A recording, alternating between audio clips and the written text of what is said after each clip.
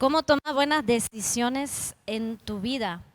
Y no sé si ustedes, pero a mí a veces me funciona mejor que me digan cómo no hacer algo para saber qué es lo correcto. No sé, yo a veces funciona un poco al revés del pepino, como suelen decir. Y nuestra vida está llena y basada en decisiones que tomamos a diario.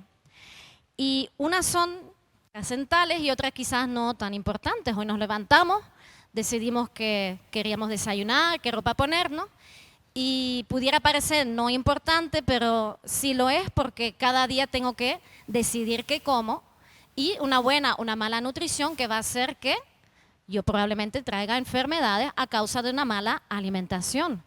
O lo igual la ropa, no digamos acierto del todo y voy a una entrevista y pierdo quizás una oportunidad. Entonces son decisiones que son importantes, pero que no son trascendentales.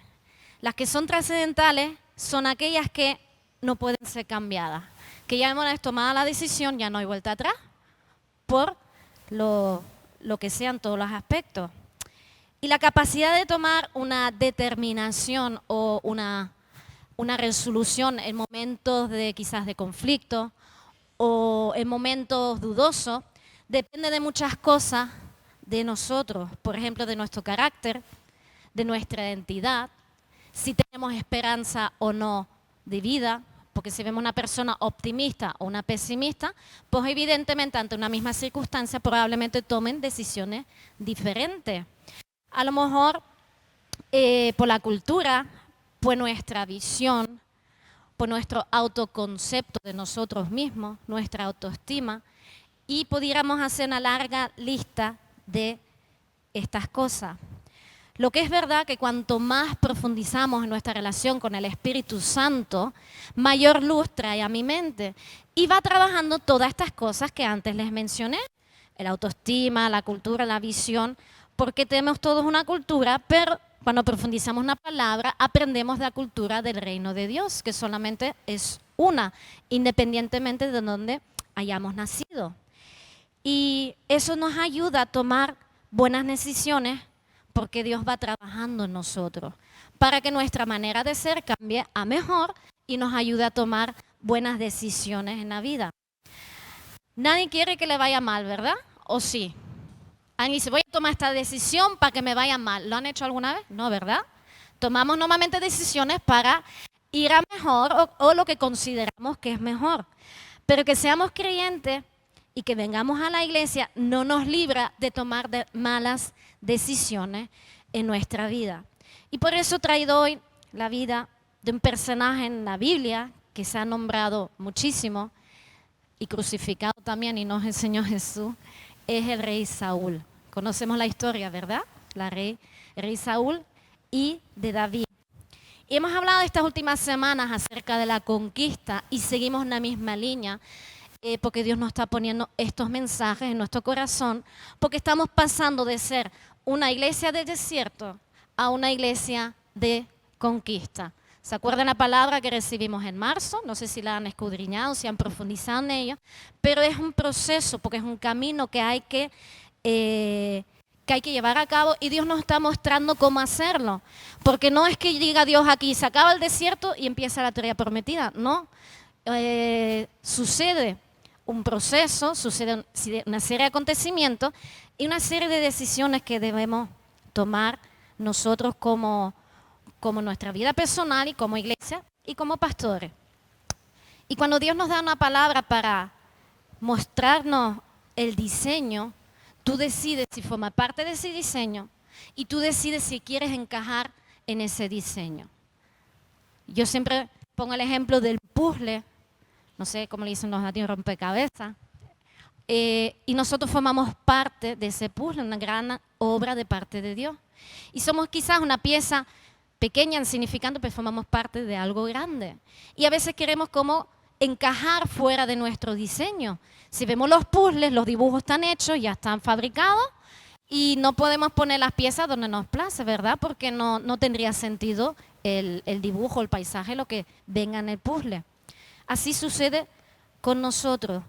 Nosotros decimos hasta qué punto queremos encajar en ese diseño de Dios o si queremos formar parte de él o no, porque Dios nos ha dado libre albedrío.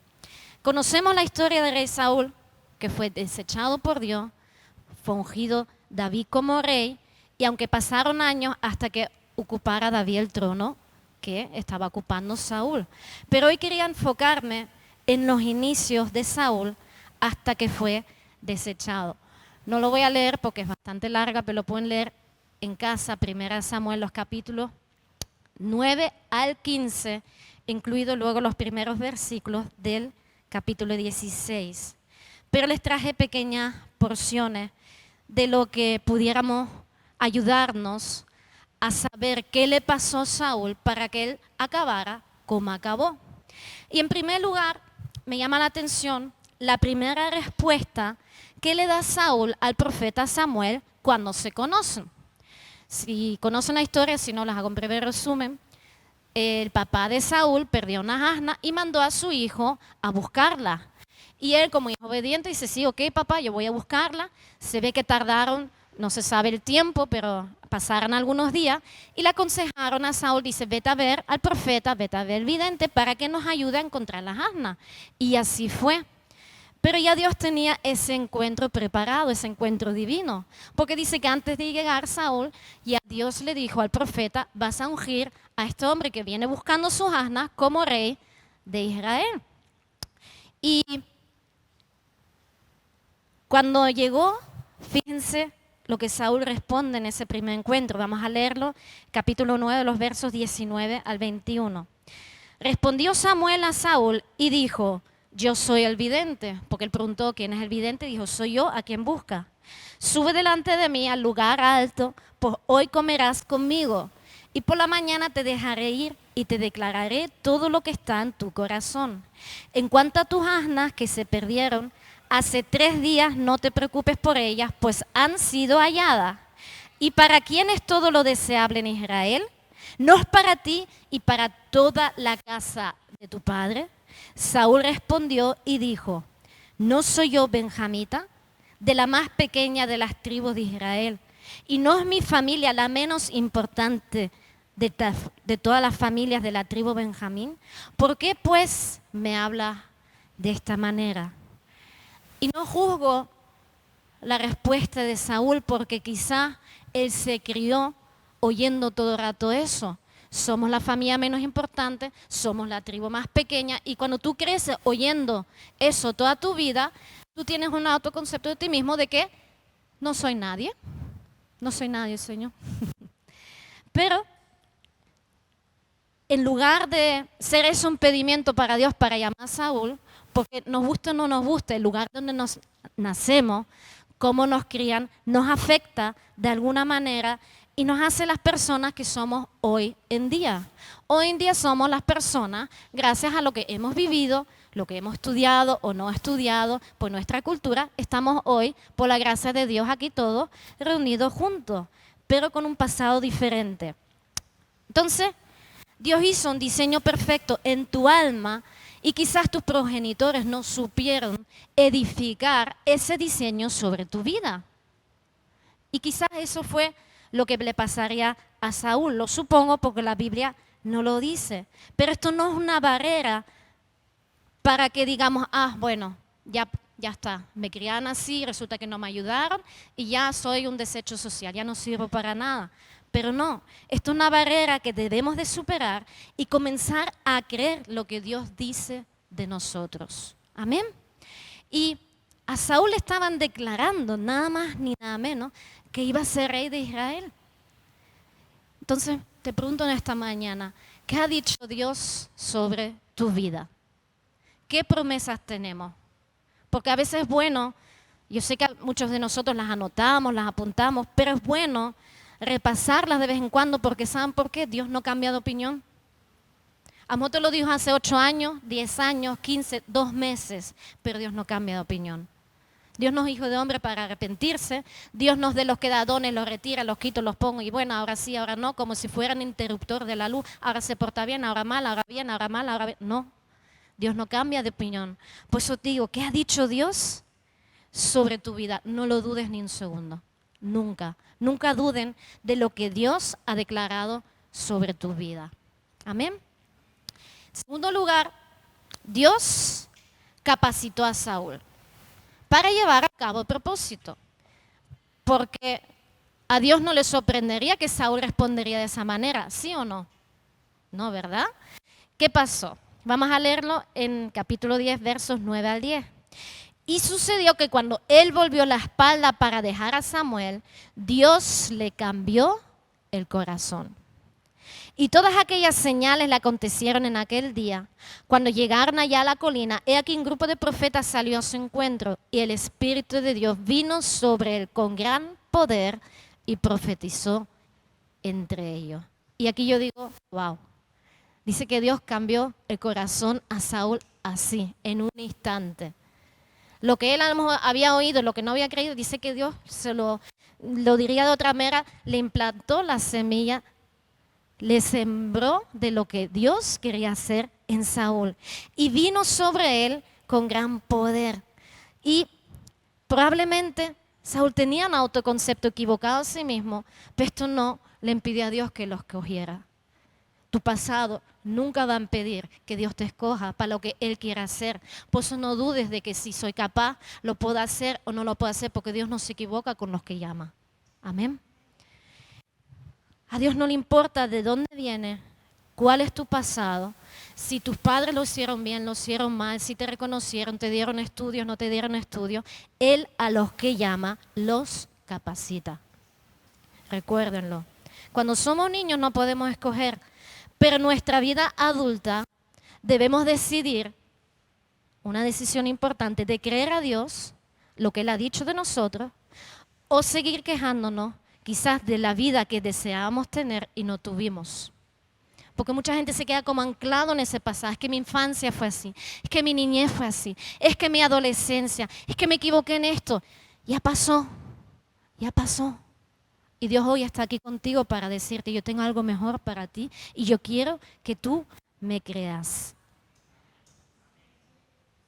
En tercer lugar, Saúl, después de esta experiencia maravillosa, no se lo contó a su tío cuando le preguntó específicamente. Y me llama un poco la atención porque lo que él describe de que cambió el corazón y que profetizó y que cayó gran poder sobre él, me recuerda a nosotros como pastores en 2011, en noviembre, fuimos a un congreso y fue una palabra que Dios nos dio. Dice, volverán profetizando como Saúl con nuevos corazones. Y se cumplió porque me acuerdo que volvimos cuando nosotros estábamos en la rotada y comenzamos a profetizar acerca del avivamiento, de lo que Dios iba a hacer. Muchos pensaban que nos volvimos locos, otros no nos hicieron caso y otros, bueno, eso es otra historia. Pero es algo impactante. Por eso me llama la atención la respuesta de Saúl, nuevamente. Los versos 15 y 16 en el mismo capítulo. Y el tío de Saúl le dijo a él y a su criado, ¿a dónde fuiste? Y él respondió, a buscar las asnas. Cuando vimos que no aparecían, fuimos a Samuel. Y el tío de Saúl dijo, te ruego que me cuentes qué os dijo Samuel.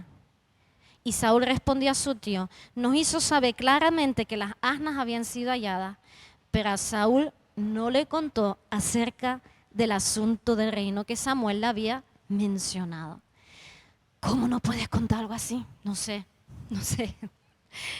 Yo estaríamos alucinando, a lo mejor otra persona sería más tranquila. No, bueno, me pasó esto, tío, y demás. Bueno, me profetizan esto. No sé, yo no sé, no lo veo. Pero bueno, pero no contar nada, me sorprende la verdad. Y ser reservado en cierta medida es bueno porque no lo vamos a contar a todo el mundo en nuestra vida. Y sobre todo es prudente las promesas de Dios y las profecías que tenemos no compartirlas con todo el mundo porque probablemente vengan personas a echarle tierra sobre tu fe, a apagarte el fuego y no es algo que puedas contar a todo el mundo. Pero ser demasiado reservado generalmente son personas que piensan, bueno, yo no me meto en la vida de nadie y nadie se mete en mi vida. ¿Lo han escuchado? ¿Lo han dicho alguna vez? ¿Verdad? Y vamos como que, ay, bueno, esto no va conmigo, y yo, bueno, esta es mi vida, la vida es tuya, y como si a los demás no les afectara. Porque si Saúl iba a ser rey de Israel, eso el tío tendría que saberlo. yo creo que la vida le cambiaría un poquito al tío, ¿verdad? Entonces, levantando, porque cuando hacemos eso, levantamos realmente murallas alrededor de conflictos interiores que no hemos resuelto. ¿Por qué? Porque como no los hemos resuelto, por dentro, sea lo que sea, tenemos a veces miedo que mostrarnos vulnerables, o como no lo he resuelto, pues no lo sé expresar, no lo sé decir. Entonces nos levantamos una muralla alrededor de ese conflicto, manteniendo al margen a la persona de fuera, incluso quizás aquellos que tengan que ver con esos conflictos. Pero es una posición que no podemos mantener. Tienen dificultad a veces de comunicarse, y esa dificultad hace difícil que resuelvan su conflicto. ¿Me explico? O sea, es una cadena que sigue y sigue y sigue. Y como me encierro, levanto esa muralla, ¿qué sucede? Tenemos una conversación con nosotros mismos, todos tenemos un yo interior. Todo el mundo tiene pensamientos, ¿verdad? O nadie tiene así conversaciones como consigo mismo, como diciendo. Y dice, bueno, pues como esto es así, no me meto en la vida de nadie, esta sucede así. Entonces dejamos a un lado probablemente a las personas implicadas. Y aquí es donde el enemigo se pone las botas, porque pondrá situaciones para reforzar aquellos pensamientos que son autodestructivos.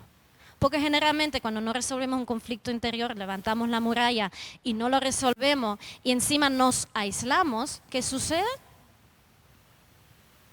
Pues lo que hace el león rugiente buscando a quien devorar. Y una vez vi un documental, lo he dicho muchas veces, era en África una manada de elefantes, ellos suelen ir manadas, suelen ir juntos, y habían leones rugientes rodeándolos. Y los leones habían echado ojo al más débil, al más pequeñito, y poco a poco, sutilmente, empezaron a separarlo de la manada. Y en el momento que consiguieron separarlo de la manada, lo atacaron y ahí quedó la cosa.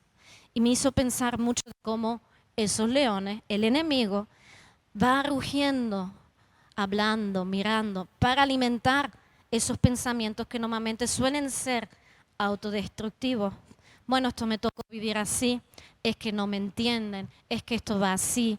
Y pone alrededor personas que van y te confirman, ay, sí, es verdad, porque a mí me pasó lo mismo. Y conmigo también son así. Y empieza a hacerse una bola grande de quizás algo chiquitito. Pero cuando nacemos de nuevo, Dios nos da su Espíritu Santo con todas sus herramientas. ¿Para qué? Para salir detrás de esas murallas y mostrarnos vulnerables. Pero para eso hay que dejar a un lado el orgullo. Para eso hay que dejar a un lado el ego, el yo. Porque cuando nos mostramos vulnerables, ¿qué sucede? Es como una fortaleza. Si yo salgo a la muralla, ¿qué pasa? Podemos ser atacados, ¿verdad? Y nadie nos va a librar de nuevos ataques. Quizás ese conflicto que tiene sin resolver se pudiera empeorar. Por eso Dios trabaja con cada uno de una manera diferente, pero no podemos vivir constantemente ante el miedo. ¿Y si? ¿Y si dirán? ¿Y si no me va bien? ¿Y si no me funciona? ¿Y si no van conmigo? ¿Y si no me acompañan? Yo soy de las personas que yo prefiero hacer algo, equivocarme, que estar toda mi vida pensando, ¿y si hubiese hecho? Evidentemente orando con la dirección de Dios, pero mostrarnos vulnerables también es mostrarnos abiertos a poder equivocarnos. Porque sabemos que Dios está con nosotros y creo que eso es una vida libre de ser hijo e hija de Dios, es sentirnos como en un hogar, en una familia. Yo no me imagino a los hijos pequeñitos, si nos fijamos en ellos, que van con miedo a la casa, ¿verdad? Uy, voy a coger el último bote de leche, ¿me van a echar una bronca? ¿Se imaginan? No. El niño va a coger la leche y ¿qué hace? Se la bebe y si es el último, pues ya aparecerá otro. Entonces, evidentemente ya no somos niños, no vamos a gastar el último bote de leche, pero no vamos a ir con miedo. ¿Y si mañana no hay más leche? ¿Y si este es el último buche? ¿Y si? Nos llenamos de miedos y temores que nada que tienen que ver con Dios. Y Saúl, después de una experiencia maravillosa, no solo contó a su tío, sino que además, cuando llegó el momento de nombrarlo como rey, de ante el pueblo, ¿saben lo que hizo? Se escondió. Vamos a leerlo en el verso 20 a 22.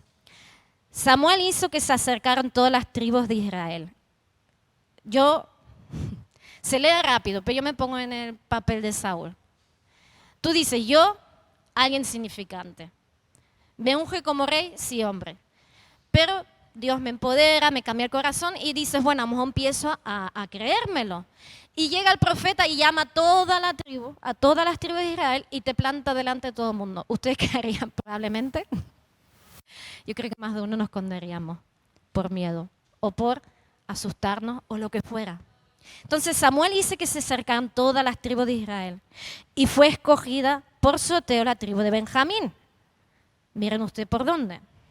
Entonces hizo que se acercara la tribu de Benjamín por su familia y fue escogida la familia de Matri. Y Saúl, hijo de Sí, fue escogido. Pero cuando lo buscaron, no lo pudieron hallar. Volvieron pues a inquirir del Señor, ¿ha llegado ya el hombre aquí? Y el Señor respondió, he aquí, está escondido junto al bagaje. Yo puedo entender la situación, puedo entender que Amós se escondiera, pero ya cuando vuelven a consultar al Señor, uno no diría, mejor que salga porque esto no va a salir bien, no voy a quedar muy bien delante de todo el mundo. Pues Saúl no salió. Y dice que tuvieron que volver a consultar al Señor porque Saúl estaba escondido. Me pregunto, ¿detrás de qué nos escondemos a veces? Hace poco pude escuchar un podcast y me gustó porque una pastora dice que le decía a su marido, no me gusta predicar, y un día Dios la confrontó y le dijo, ¿no te gusta o te da miedo? Y dice, y le dio miedo responder a esa pregunta. Y hoy en día está compartiendo y predicando y es una gran mujer de Dios que tiene mucho que dar. Pero nos lo hubiésemos perdido si ella no hubiese tomado la decisión de salir de su escondite. En su caso, él se está refugiando pues en su casa, detrás de su marido, y dice, se llenaba de muchas justificaciones. Es que yo no hablo tan bien como él, yo no hago esto tan bien como él. Y a veces nos escondemos detrás de un montón de justificaciones que probablemente sean miedos que estemos camuflando o escondiendo. Y Dios nos manda que salgamos a salir de ese escondite, porque nuestros miedos y nuestras faltas de decisiones pueden detener a todo un pueblo. Aquí porque fue rápido y había hombres de Dios que volvían a consultar y Dios habló. Pero hay otras circunstancias donde estamos solos, estás sola, donde no hay un hombre o una mujer de Dios que puedan decir, oye, sal, fuera, empuja. Aunque a mí muchas veces me dan ganas a ustedes empujarlos un poquito a la piscinita, incluido el pastor. Entre los dos somos ahí el equilibrio. Porque no ni tanto ni tampoco. Esto no quiere decir que salgamos corriendo y hacemos un montón de cosas. No, simplemente lo que Dios demande de nosotros, creerle y tomar la decisión de seguirle. En cuarto lugar, porque Saúl evidentemente salió del escondite, o lo sacaron, la Biblia no lo dice, y lo ungieron como rey y comenzó su reinado. Pero en ese momento, cuando lo ungían como rey, repito, me pongo en la situación, él se escondió delante de todo el mundo, lo sacan, entonces habría gente que si tú dudas que probablemente también duden de ti. Porque si tú dudas de ti mismo, no procures que los demás crean en ti, en algo que tú no has creído. Repito, no dudes y no pretendas que los demás afirmen en aquello que tú aún no has creído. Dice así los versos 26 y 27. También Saúl se fue a su casa en Gibea y con él fueron los valientes cuyos corazones Dios había tocado. Pero ciertos hombres indignos dijeron, ¿cómo puede éste salvarnos? Y lo menospreciaron y no le trajeron presente alguno. Mas él guardó silencio. Y como el pastor nos manda a escudriñar la palabra y sabemos que todo lo que está escrito en la Biblia ni está ni de más ni de menos, me llama la atención que diga, mas él guardó silencio. No dice él guardó su corazón, él los perdonó, dice que guardó silencio. Y aquí yo vuelvo a la imaginación, porque si yo me pongo en el lugar y guardo silencio, yo me imagino así. No sé, me imagino. Guardo silencio, un silencio de, bueno, pues ya está, no lo sabemos. Pero cuando Dios te llama, Él te pone gracia de favor ante las personas que tú necesitas para alcanzar tu propósito. Igual fue con Jesús, Él tuvo sus discípulos, pero fuera de allí no busques ni apoyo ni aprobación porque no te la van a dar. Porque Dios te pone a aquellos que tú necesitas para alcanzar el propósito. Por eso es importante que uno tiene que tener una identidad y un carácter forjado por el Espíritu Santo. Y este punto es importante y creo que es en el que estamos como iglesia, donde Él está forjando nuestro carácter y nuestra identidad para poder llevar a cabo lo que Él tiene para nosotros y no nos suceda lo mismo con lo que le pasó a Saúl. Porque esto luego más adelante lo veremos, le pasó factura. El no tener carácter, el no tener identidad de saber quién era, de que era el rey, que Dios lo había llamado y que había un propósito en que Él siguiera adelante. Así que sigan en intimidad con Dios. Amén. Y en quinto lugar, en mi humilde opinión, probablemente Saúl nunca superó todo aquello. Tuvo que ser algo notorio al inicio de esos hombres que lo menospreciaron, porque en el siguiente capítulo escribe una batalla que iba bastante mal, pero bueno, al final tuvieron victoria. Y los hombres de Saúl se acercaron a él, dice, los que te menosprecian los traemos hoy ante ti y los matamos. Y Saúl dijo, no, hoy no va a morir más nadie. El Señor ha hecho liberación de Israel y a nadie más se matará hoy. Es una respuesta buena aparte de Saúl. Ahí vemos cómo él era un hombre de Dios.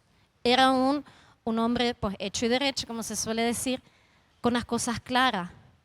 Una buena decisión, pero que no le duró mucho. Porque en los siguientes capítulos vemos cómo va decayendo las decisiones de Saúl. Y va esa batalla, llega una batalla cruda entre los filisteos e Israel. A Israel no le iba bien en la batalla. Y dice que el pueblo le seguía temeroso, con miedo. No es fácil enfrentarse en una guerra ante un amigo y que los tuyos tengan miedo porque eso se percibe. Entonces ahí, si tú te mantienes en lo que Dios te ha dicho, te vas a afirmar, vas a seguir recto. Pero si te tiemblan las piernas, van a poder contigo las circunstancias. Entonces, Saúl tomó la peor decisión de lo que pudo haber hecho. Porque Samuel le dijo, espera por mí 7 días, porque dice que el día séptimo el profeta Samuel no llegó. Y cuando él lo ungió como rey, le dijo, harás esto. Pero una de las cosas que no le dijo era presentar sacrificio ante el Señor. Pero Saúl dijo, traigan y yo voy a presentar el holocausto ante el Señor. Y hizo el oficio de sacerdote. Hizo algo que Dios no le llamó a hacer. Y eso pasa cuando no tenemos claras las cosas, cuando no resolvemos nuestros conflictos interiores, cuando no resolvemos las circunstancias y seguimos esperando que Dios haga en algo que nosotros debemos de hacer. Y en las últimas semanas hemos hablado mucho acerca de esto. Ojo, es fácil juzgarlo de fuera.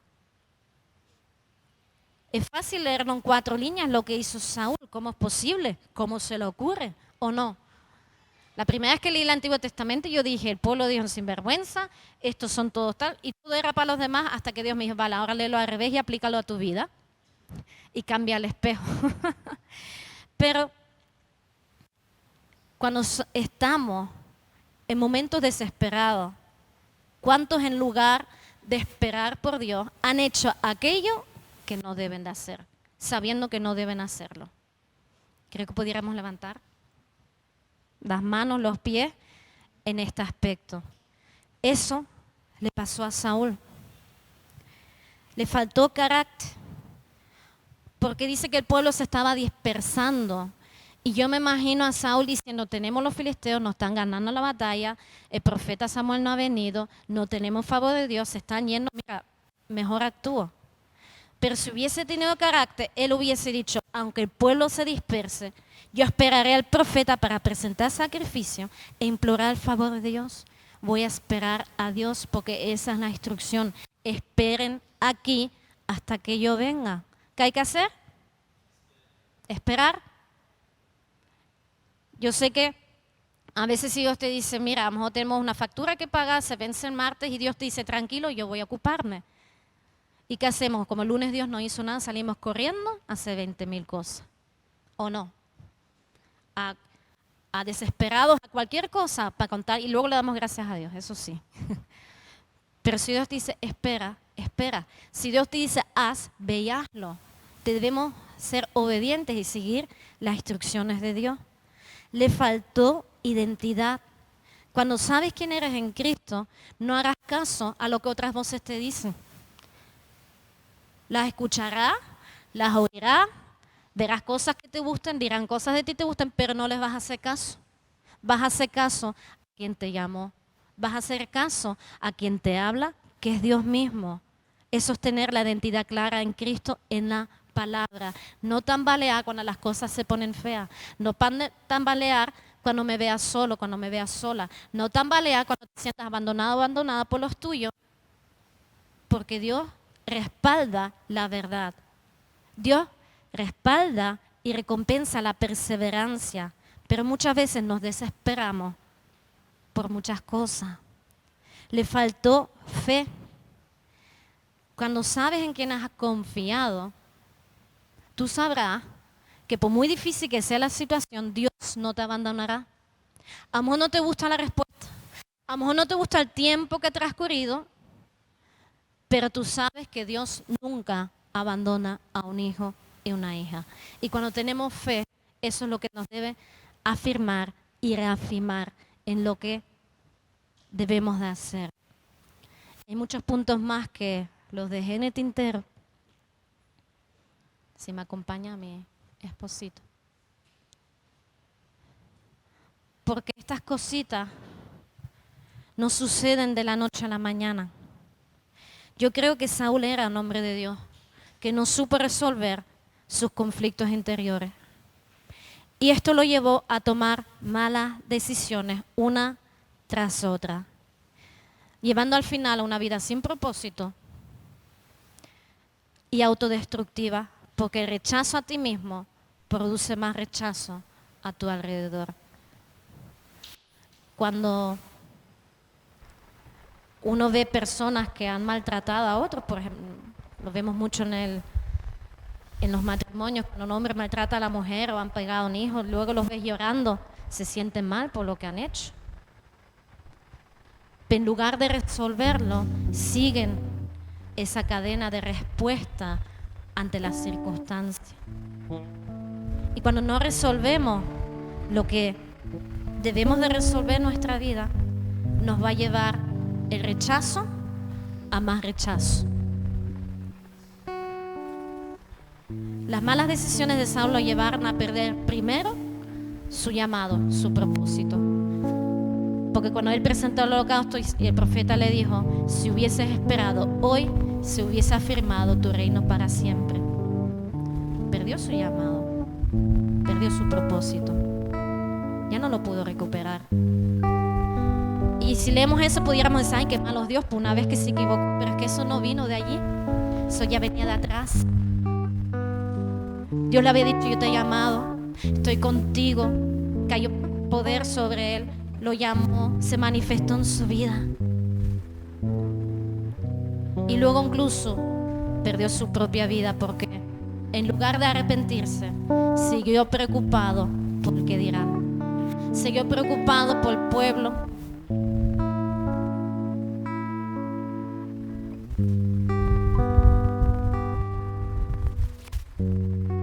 Acabó mal, en otras palabras.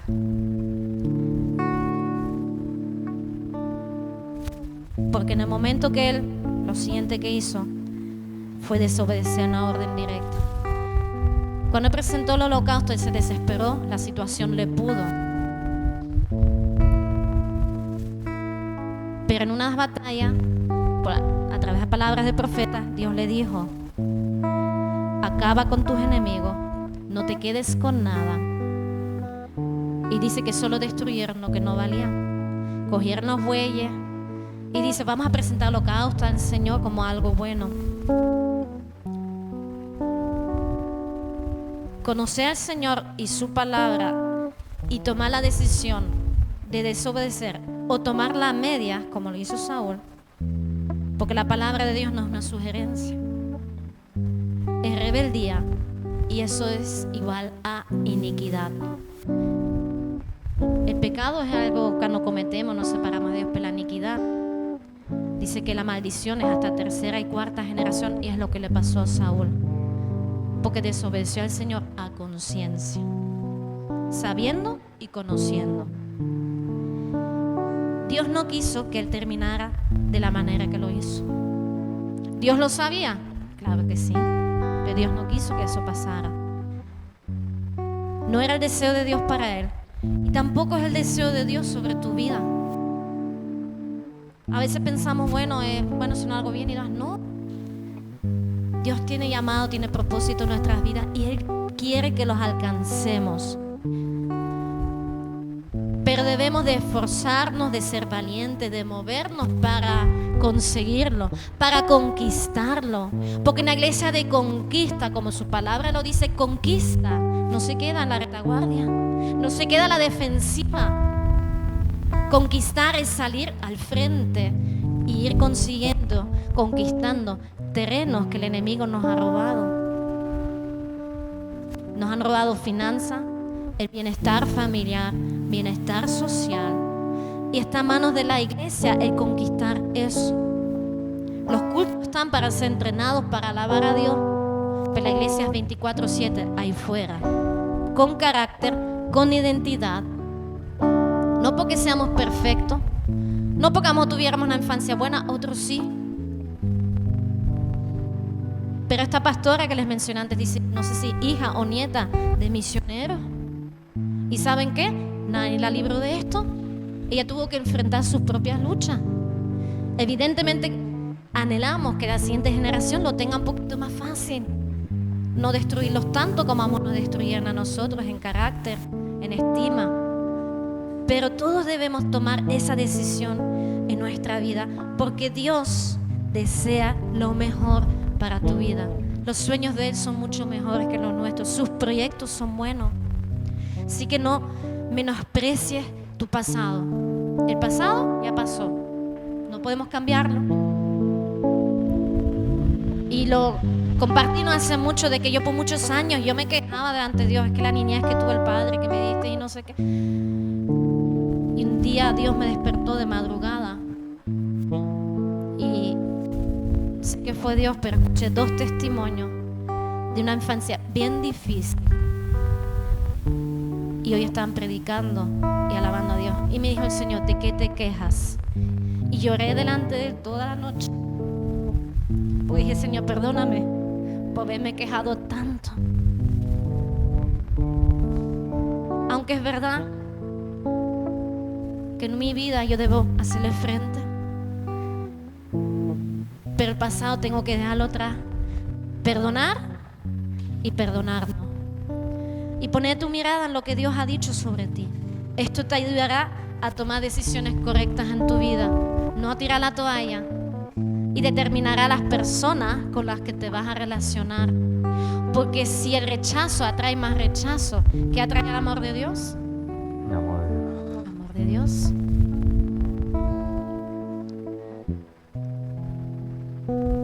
No menosprecies la profecía, las promesas sobre tu vida.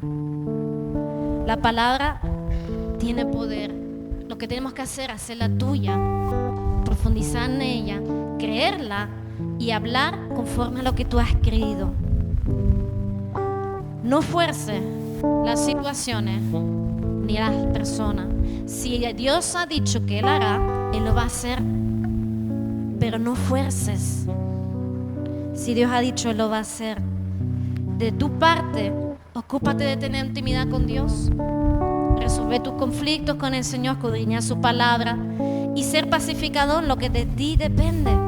Lo que no depende de ti, déjaselo a Dios. Pero tenemos que dejar de una vez hacer las cosas en nuestra fuerza. Y es un cambio estructural mental grande Porque la tendencia humana es reaccionar y hacer cosas como siempre las hemos hecho. Si yo, por ejemplo, soy, como decíamos, fosforito, pues ¿cómo voy a reaccionar? Como un fosforito. Pero si yo me dejo tratar por Dios, ya no reacciono como un fosforito, ya estoy más calmado. Entonces eso va a provocar que la parte contraria probablemente te escuche más. Eso no sucede de la noche a mañana. Porque cuando has lapidado una relación, no se vuelve a construir de la noche a la mañana. Eso solamente es Dios dándote gracia y favor. Pero tú no puedes recuperar algo que has perdido si lo hemos lapidado. Por eso confía en Dios y Él lo hace, manteniéndonos firmes.